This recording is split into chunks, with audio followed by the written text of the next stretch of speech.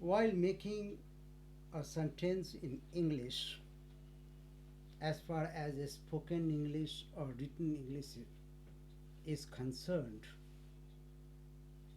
you have to know how to arrange words, how to arrange and decorate parts of a speech, how to fix subject, where subject comes, where verb comes, and where object comes.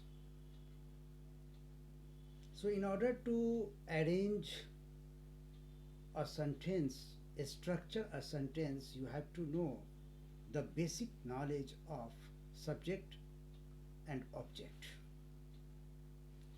Hello and welcome everyone in this special issue, in this special lesson on the topic understanding subject, direct object and indirect object. You are welcome to this channel Learn English with Shaukat Ansari. Before I proceed to the lesson, in an easy language, through simple method and innovative method, I would like to make a polite reminder to all of you that you subscribe to this channel, and in this way make my attempts, make my endeavors fruitful. My dear lovely viewers, identifying subject, direct object and indirect object is important in creating comprehensive sentence structure. Okay?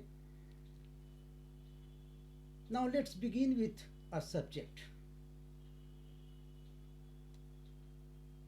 A subject is the main noun or pronoun doing the action in sentence. The noun or pronoun which acts in sentence, which is the doer in sentence, is a subject. Subject may be one word and subject may be more than one word. It may be a group of words, and when you are using group of words, you have to identify which one is the main word, main subject. So subject comes in the beginning of sentence, and verb agrees with subject with the number of subject. Subject may be singular, may be plural, subject in the beginning of sentence, and subject may be noun or pronoun, and subject may be one word or may be more than one. Clear? The subject in the structure of sentence, in a simple English sentence, such as Dinesh runs, Dinesh is a teacher, or Dinesh received the award, is the person about whom the statement is made. Here, the noun Dinesh is a person about whom the statement is made, and in this way, in this case, Dinesh is a subject. And when you apply the condition, Dinesh is in the beginning of sentence and it is a noun and it is one word. And it is a doer. Let me repeat. Dinesh runs. Dinesh is subject and runs is verb. Dinesh is singular verb. So here runs has come in accordance with Dinesh. And when your subject is singular, your verb must be singular. Dinesh is a teacher. Here Dinesh is one person and is helping verb is. Dinesh is singular and is singular. So this is a matter of subject verb agreement unit, chapter, I mean syntax. Dinesh runs, Dinesh is a teacher, Dinesh received the award is the person about whom the statement is made. In this case, in such case, Dinesh is a subject. Traditionally, the subject is the word or phrase which controls the verb in the clause, that is to say, with which the verb agrees. Subject is the word or phrase which controls the verb in the clause, that is to say, that is to mean, with which the verb agrees. So verb always agrees with subject, subject in the beginning, subject may be noun, subject may be pronoun, subject may be singular, subject may be plural, subject may be more than one words. Okay. Now come to the object. An object is the part of a sentence that gives meaning to the subject's action of the verb, means being acted upon. The action doer is subject and being acted upon, the action is being done upon, is object. For example, Akram caught the baseball. Here subject is Akram, verb is caught, verb 2, past tense, and object is baseball. And see the interlink, see the relationship between Akram and baseball. Okay. And here the baseball is direct object because it is linked with subject and it is linked with the action, catching, action of catching. It is a medium. Baseball is a medium, so it is object. And it is a direct object. A direct object answers the question of whom or what. In the sentence here, Akram caught the baseball, you could determine the baseball is a direct object by asking the question, what did Akram catch? Hey, what did Akram catch? He caught the baseball. Here, baseball is the direct object. A relation, it establishes a relationship with subject and especially with verb, with the action being done. Okay. Now come to an indirect object. An indirect object answers the question of to whom, for whom, or for what. For example, let me repeat first in order to define, in order to refine your knowledge of an indirect object. Means object is of two kinds, direct object and indirect object. An indirect object answers the question of to whom, for whom, or for what. For example, Surender gave Alice a pen. Surender gave Alice a pen. Here in this sentence example, Surender is subject, gave is verb, and the pen is direct object. However, Alice is indirect object. Surender gave a pen to whom? The answer is to Alice. So here Alice is the indirect object. So when you use in a sentence after verb two objects, maybe one object is direct and next object is indirect. Maybe the first object is indirect and maybe the second object is direct. Okay. Surender gave Alice a pen. Here the medium of exchange between Alice and Surender is pen. Pen is direct object. And the receiver is Alice. She is indirect object. The word Alice is indirect object. And Surender, in the beginning of sentence, this is subject. And when you frame any subject, construct any subject, you have to write subject in the beginning.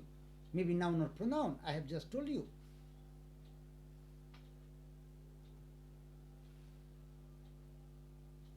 For your revision, for the explanation further, what's direct object?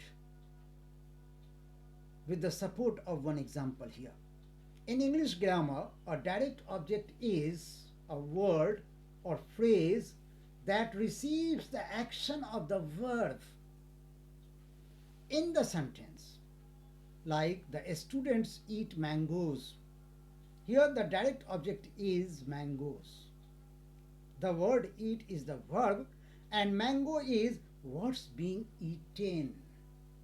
A rapport between the action and subject is being established by mangoes. And in English grammar, let me repeat, a direct object is a word or phrase that receives the action of the verb. And here students eat mangoes. Students plural, so verb eat plural. A student singular, verb eats. The students eat mangoes. Here the direct object is mangoes. The word eat is the verb, it shows the action, and mangoes is what's being eaten. So this is direct object. Now let's take up what's indirect object with the support of one example, simple example. My dear viewers, I adopt very simple and easy language while harping upon any topic, and my methods are approaches are very simple. Pedagogy is assimilating, and I tailor with the support of good assimilation, simple approach and easy language. I tailor my all videos for average and simple learners, for those whose level of English is low or off much to the marks. Okay. Now I think it's clear to all of you what is subject. Very easy. What's object? And object are of two types, direct object and indirect object. What do you mean by direct object and what do you mean by indirect object? Now the summary, the gist of this discussion for your illustrious elaboration, illustrious cognition, understanding. The summary for revision. Direct objects are the nouns or pronouns receiving the action, while the indirect objects are the nouns and or pronouns affected by the action. Indirect objects are the recipients of direct objects. You please write down from the slide being shown upon this LED screen behind me, and my purpose is that while you are watching my video, you write down significant point by making pauses, and it's a recommendation on my part that you watch each video step by step, making pauses and 2 or 3 times also, and write down significant points. Thanks for watching this video, this lesson. Again, I would like to make a polite reminder to all of you, a request to all of you, that if you wish to see my efforts fruitful, successful, outstanding victory, on the path of outstanding victory, certainly your each like, your each comment, your each subscribe, and your each feedback is very precious for me, for my efforts, for my endeavors. So please subscribe to this channel, Learn English with Shaukat Ansari. Circulate and promote this channel among the learners of English, among your friends, among other learners. Make it a hit. And for advanced learner, my next video will be on university weeds, history of English literature topic, and in series vocabulary improvement, I have already presented 2 nice videos on the uses of differences between ADVIC advice or ADVIAC advice, or EFFECT effect or AFFECT effect, like this. Okay, so my 3rd video will come up soon. Wait for it, and make this channel Learn English with Shaukat Ansari popular among learners. Thank you very much. See you.